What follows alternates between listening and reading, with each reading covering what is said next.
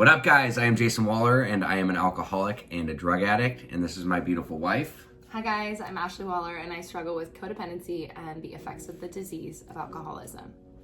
So many people have reached out to Ashley and I, who struggle with substance abuse, mental health, codependency, because we've been very open and vulnerable about our story. And we thought, what not better way to be even more open and vulnerable than create our own little YouTube and share our journey, right? Yes, it's very important. I feel like we have a lot of people that constantly reach out, especially people that ask me, how do I get my loved one to be sober and what are the steps that I do? And so it's very difficult sometimes to write people back the messages, but in order to keep us accountable and to share with our followers and our fans, it was important for us to document our journey and what we do to fight for our marriage and fight for our recovery. And to better our lives, because addiction, alcoholism, all that stuff, and codependency, they feed off of each other.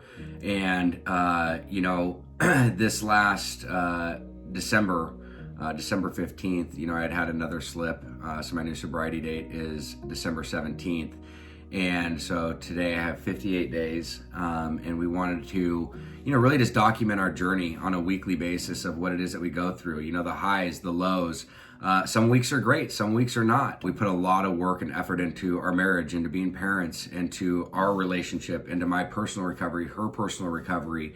So instead of trying to get back to all the questions that are being asked, we said, let's just document, this for a year. So I have 58 days today. We will go until perfectly one day at a time, I will hit 1 year sobriety, and we will update you guys on a weekly basis of what it is that we're going through. And because this is something that has literally almost killed me multiple times. It's almost destroyed our marriage. I haven't been a father that's been present.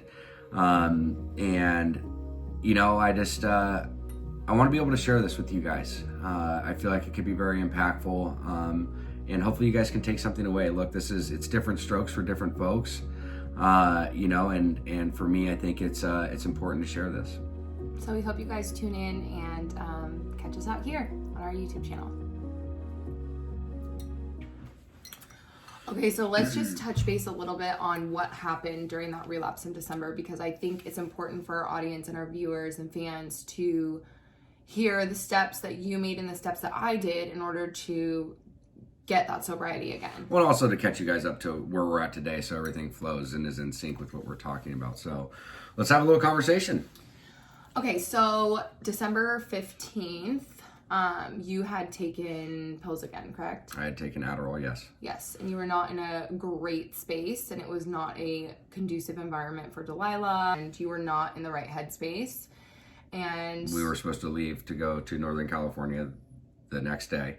Yes, we were supposed to leave to go to Northern California, and I had set a boundary, and I decided to go to Northern California by myself. And this was a really difficult decision for me because I knew that the pattern that had been happening couldn't happen anymore. And so in order to change the behavior, I had to get out of the hula hoop and change the way I was doing things, because obviously what I was doing wasn't working. And I tried every single thing I could do to manipulate the situation to be able to get me to go on the trip. And this is the first time in the last 4 or 5 years since we've been doing this tango and this dance that she actually set a hard boundary, even more so than ever before.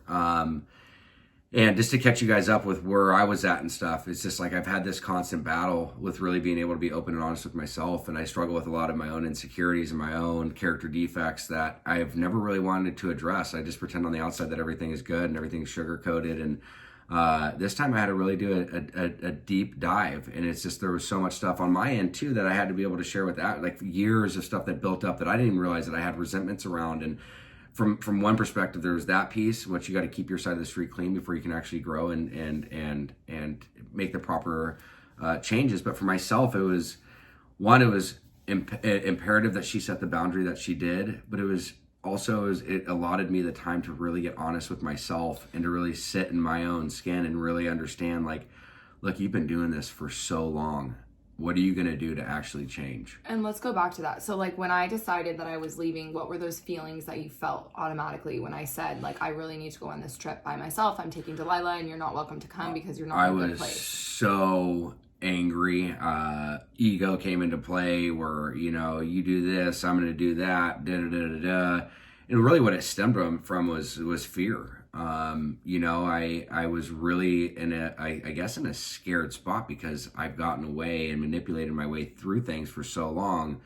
And, you know, because I do this dance with Ashley to give you guys a clear perspective, whether it was a month of doing really well in sobriety and then a relapse, or whether it was 5 months of sobriety and then a relapse, and then a 2 months, it was like, it was never this long, steady out bender. It was always, I'd get these little chunks, and it was just like, Ashley got to a point where she couldn't take it any longer. Yeah, no, it was just like unbearable. And I just kept feeling like I'd had this conversation with you where I kept feeling like our relationship, like I was constantly going on this upward hill, and you were just kind of plateauing. And I'm thinking like, okay, I'm constantly remembering all these things and growing in our relationship, and all the hardships and stuff were building me to be like this stronger mom, this stronger individual. And you were just kind of plateauing, and I just felt like, okay, we're either going to grow together or we're going to grow apart. And that was it. Like this was my like ultimatum in a situation where it's like, okay, I'm going by myself with my daughter to go celebrate Christmas with my family.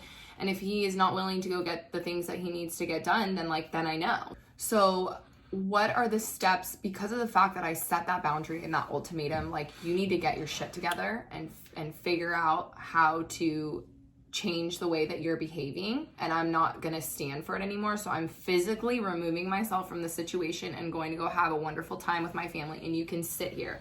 And that's really scary because I don't know the outcome, but guess what? I'm completely powerless over what he's gonna do. Do I want to get dragged into the mess and become as sick as he is? Because being there with him is not going to help the situation. Actually removing myself and continuing to live my life is going to better his situation. So what did you do when I ended up leaving? So any normal person would take immediate initiative to make a change, whereas an alcoholic or an addict, I actually pondered the thought, do I want to continue down this path and keep going down, or do I want to make the change and be there for my family, who I love more than anything? And don't get me wrong, my love and my heart goes out to, it was, you know, I love Ashley and Delilah so much. But that's the insanity of the disease. And I think it's important to understand that. But that time that she gave me really gave me time to process everything and think about it.